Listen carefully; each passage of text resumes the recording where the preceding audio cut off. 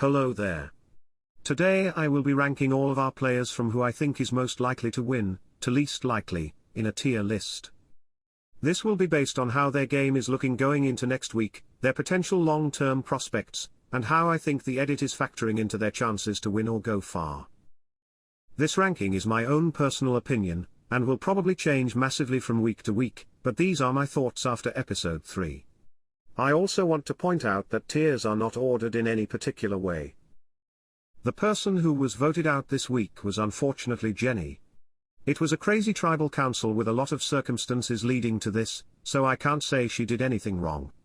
Jenny joins the group of players who have been screwed over by a twist, and I hope she can have another chance to play in the future. D tier this week is for players who I see have very little chance of winning, and will likely leave the very game soon. First in the D tier this week is Roxroy, who falls from the C tier. We did not see much of anything from Roxroy, or the entire Ika tribe this week, so this is mostly speculation from the preview. I think Roxroy will rub people the wrong way in the coming episode, so I could easily see him going home if his tribe goes to tribal council. Next in the D tier this week is Marianne, who remains in the D tier. Last week, I placed Marianne low on the tier list because she was in a bad position on the tribe, making her likely to be the next boot if her tribe went to tribal council. This week, she is still in that bad position, however, she now is unable to vote at tribal council. Marianne has to hope her tribe doesn't lose, or hope that all 3 idols are activated because until then, she is powerless in the game.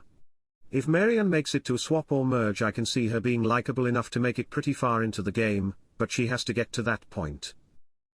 C tier this week is for players who I either see little chance of winning the game, or could leave soon.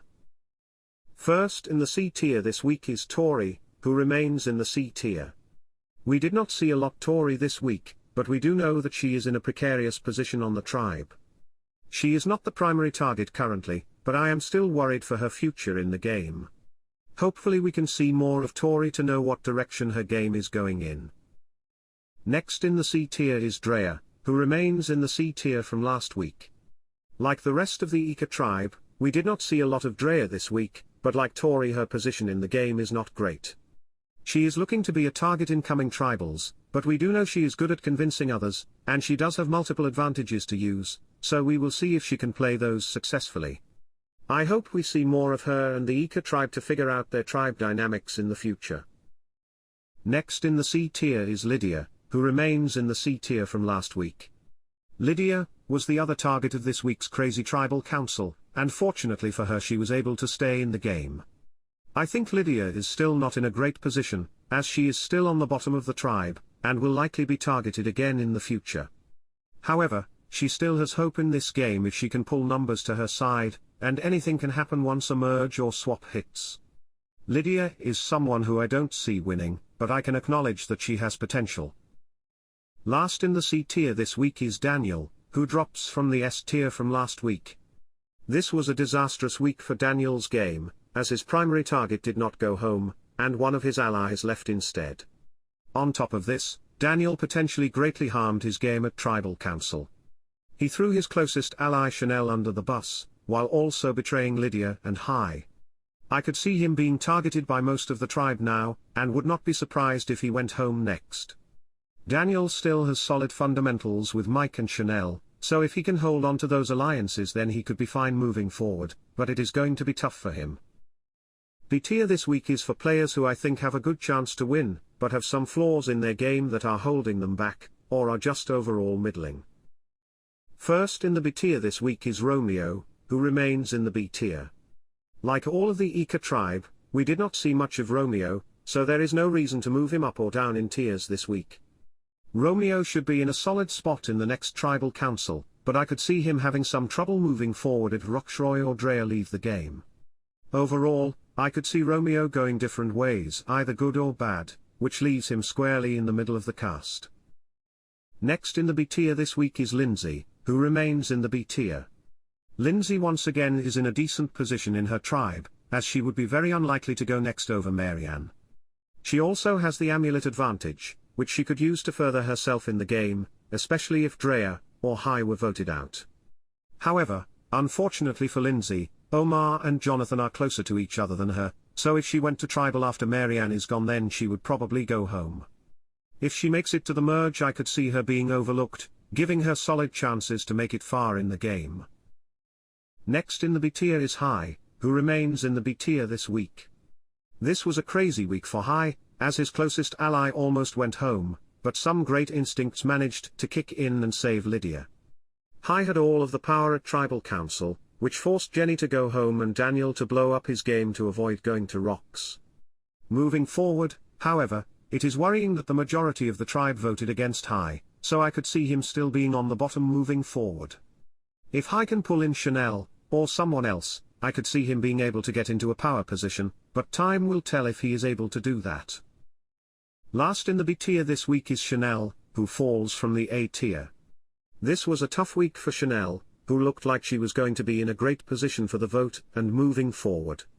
However, she made a critical error by choosing to risk her vote, which caused the disaster of a tribal council for her game.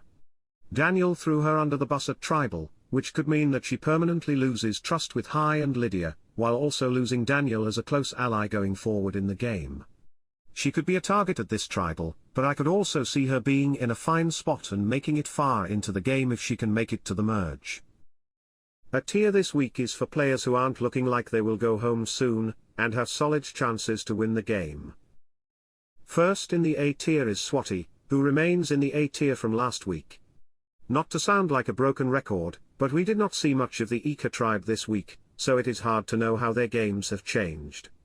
We do know that Swati seems to be in the best position of her tribe, so she is a solid pick moving forward, but time will tell moving forward with the Ika tribe as a whole.